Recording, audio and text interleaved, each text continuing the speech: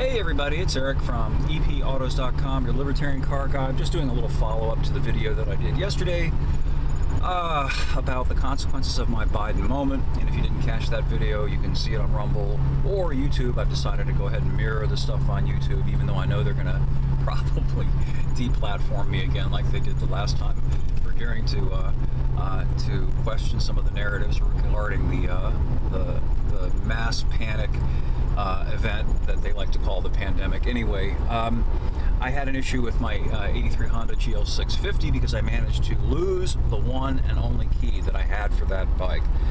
And boy, that is a lesson in the importance of not having just one key for any vehicle that you have. Always get at least two, if not three, because one really is none. And particularly with old stuff like that, because you can't just take your title and your registration down to your dealer and have them cut you a key. They don't do that for really old stuff. This particular bike of mine is more than 40 years old. The good news is that you can get a key made for it, but you just have to access or find the numbers that Honda, in this case, stamped on the ignition lock.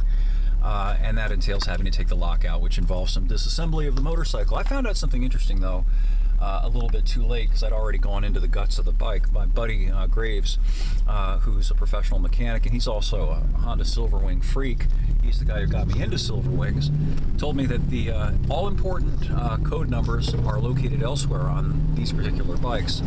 Apparently, and I hadn't even thought about this, the locking compartment that's on the fairing on the top right side also will have that code, and it would have been easier to break into that than it would have been to tear down most of the front end of the bike in order to get the original ignition lock cylinder off the bike, which I've done. So anyway, tomorrow I'm headed to a specialty locksmith here in my area that will be able to make me a couple of keys, and I'll probably get three, because 3 is 2 and so on, and 2 is 1 and 1 is none.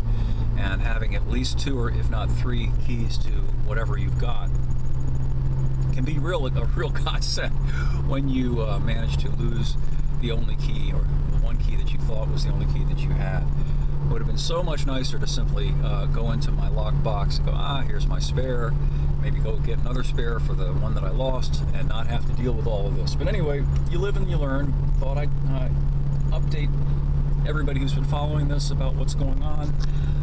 Also, there's another one of my sort of look backs of the past pieces that I just published up at EP Autos that has to do with a measure of our diminishment. I've done a number of articles about this over the past 6 months or so, because I think it's important. It gives us perspective, and more finally, I think it gives people who are young today, in their 20s and 30s, perspective. People in that age cohort really don't have any idea how things used to be, obviously, because they're too young to have lived through it and to remember it. You know, for example, they have no idea that at one time you could board an airplane without getting yourself felt up and having to submit to obedience training in order to be allowed on the airplane. So there's an article on that general topic over at epautos.com. I hope you'll stop by and check it out. And as always, if you like what you find here, please let others know about epautos.com, and we will have more for you again soon.